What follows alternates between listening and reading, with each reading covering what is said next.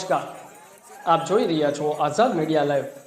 ગરબડા તાલુકામાં અને દાહોદ જિલ્લાના અનેક ગામોમાં આજે દિવાળી અને બીજના દિવસે આદિવાસી માન્યતા મુજબ અને વર્ષોથી ચાલતી આવતી પરંપરા મુજબ ગાય અને બળદને કલરથી રંગ કરી બળદને શણગાર કરીને ઉજવવામાં આવી રહ્યો છે। ગાય ગોહરીના તહેવાર ઉજવવામાં આવે છે।